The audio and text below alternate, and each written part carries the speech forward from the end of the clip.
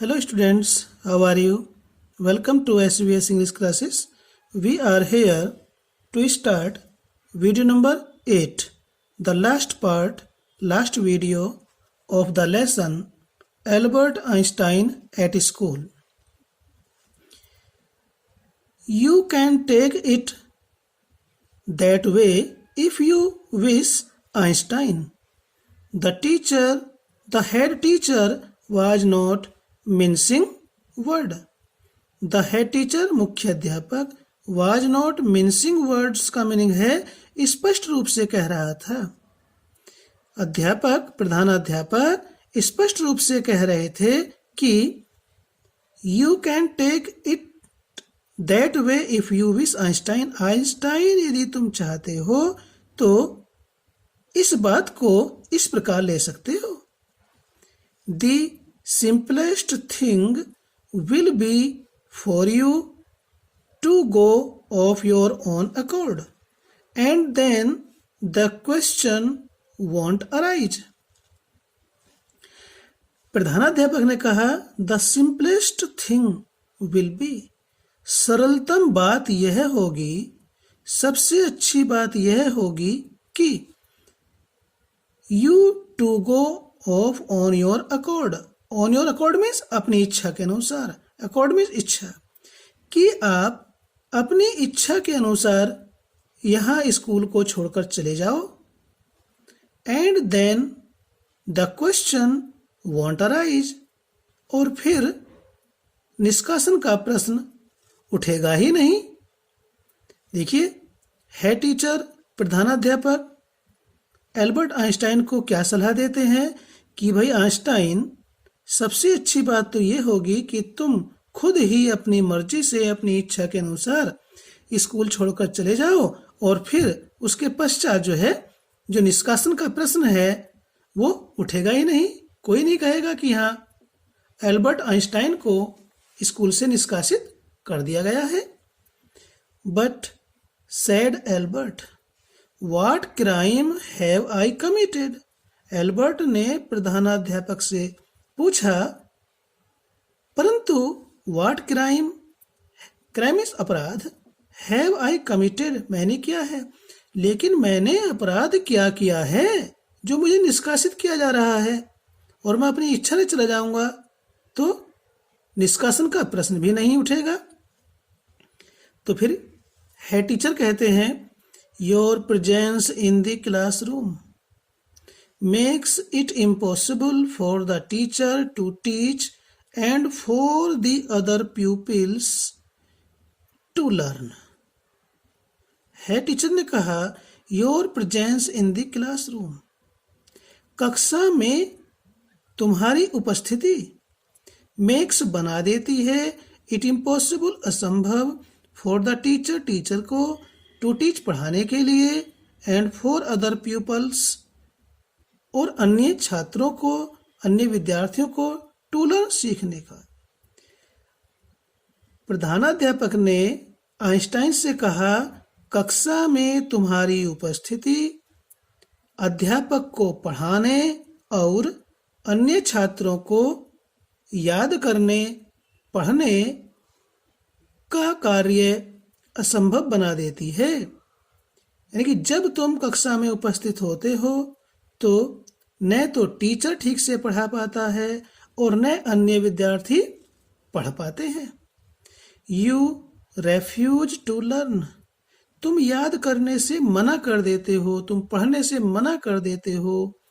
You are in constant रेबलियन, तुम कक्षा में निरंतर, कॉन्स्टेंट मीन्स निरंतर, तुम कक्षा में निरंतर संघर्षरत रहते हो, विद्रोह, निरंतर विद्रोह करते रहते हो।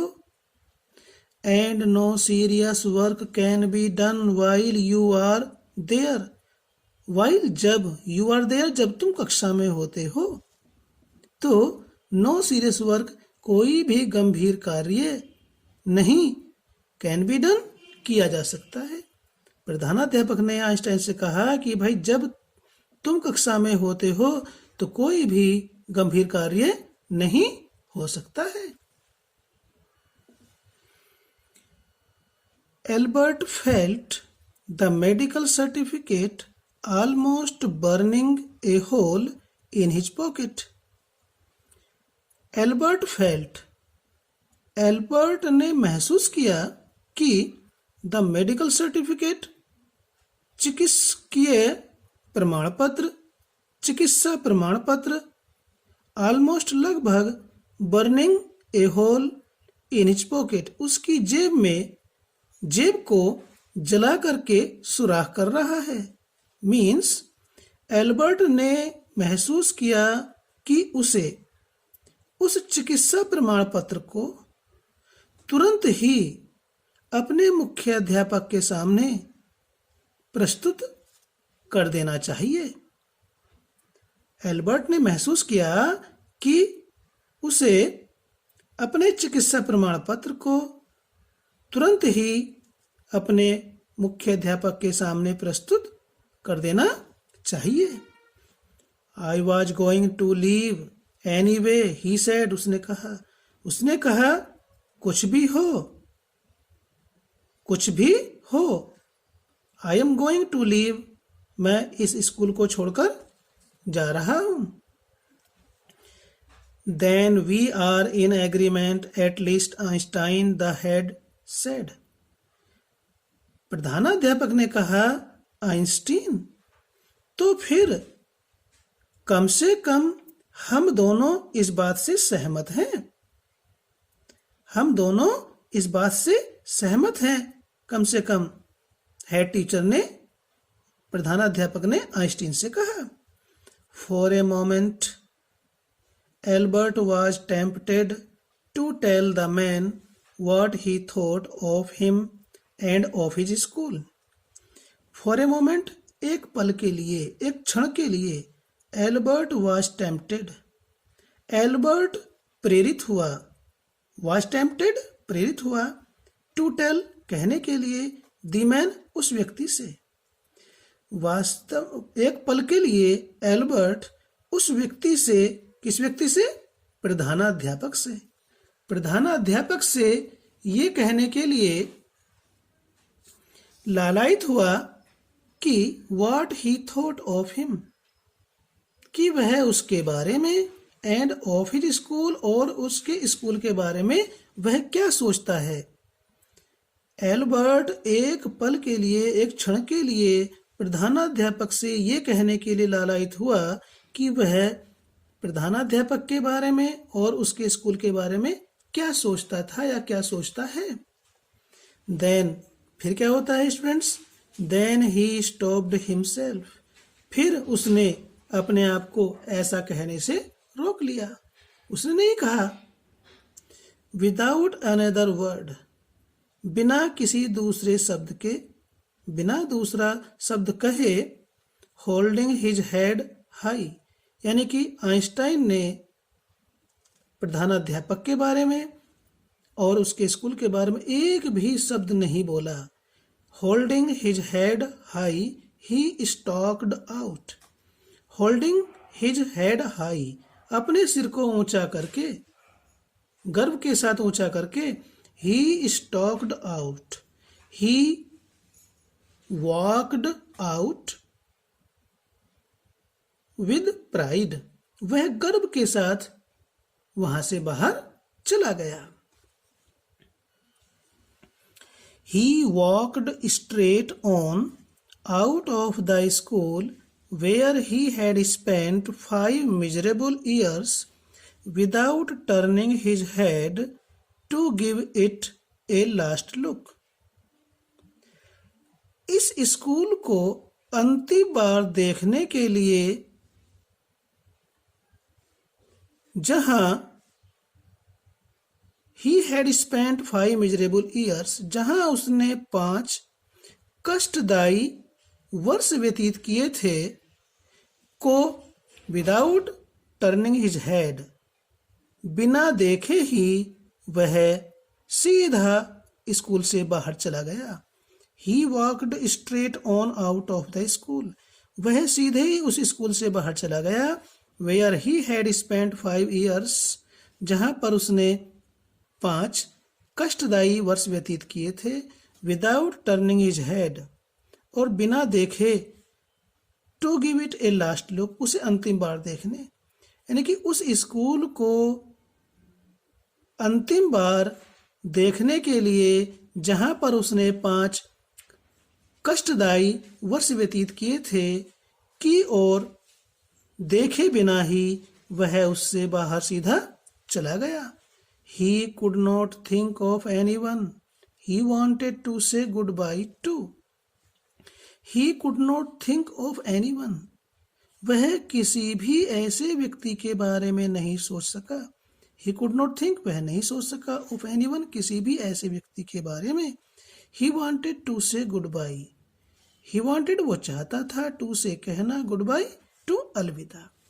वह किसी भी ऐसे व्यक्ति के बारे में नहीं सोच सका जिससे वह गुड बाय या अलविदा कहना चाहता हो।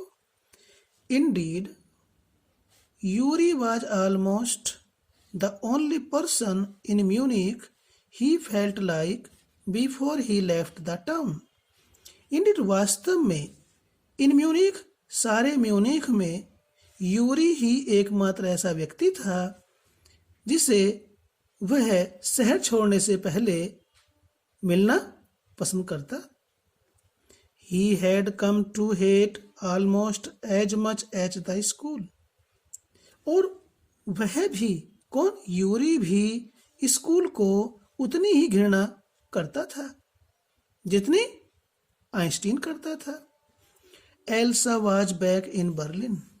एल्सा वापस बर्लिन में थी, अर्थात एल्सा जो आइंस्टीन की चचेरी बहन थी वह बर्लिन वापस आ गई थी।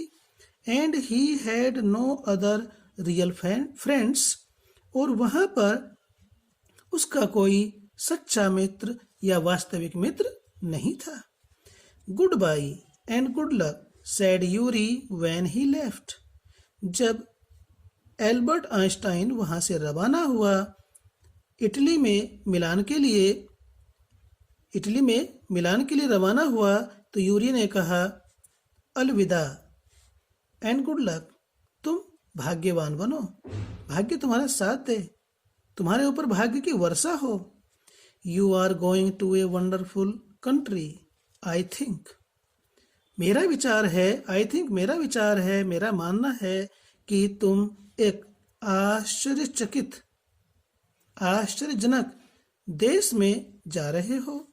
आई hope you will be happier there, और मैं आशा करता हूँ, मुझे आशा है, you will be happier there, तुम वहाँ अधिक प्रसन्न होंगे। तो देखिए स्टूडेंट्स, एल्बर्ट आइंस्टाइन जहाँ पढ़ाई में इंटेलिजेंट था वहाँ कितना विद्रोही और शरारती था। तो हमें अपनी पढ़ाई, ठीक हम शरारती हो सकते हैं, हम किसी न किसी काम में थोड़ा बहुत बुरे हो सकते हैं, लेकिन हमें पढ़ाई में सबसे आगे होना चाहिए। और पढ़ाई में अच्छा होने के कारण ही एल्बर्ट आइंस्टाइन वैज्ञानिक बना। तो हमारे सिलेबस में इस लेसन को इसीलिए रखा गया है ताकि हम एल्बर्ट आइंस्टाइन के इस पाठ से कुछ शिक्षा प्राप्त कर सकें, कुछ प्रेरणा प्राप्त कर सकें। यही इस पाठ को सिलेबस में रखने का उद्देश्य है। तो ठीक है, आपको ये वीडियो अच्छी लगी तो लाइक करें, कमेंट करें, अपने दोस्तों को शेयर करें, और चलते चलते यदि अभी तक आपने शेयर नहीं किया तो प्लीज़ शेयर भी करें। थैंक्स।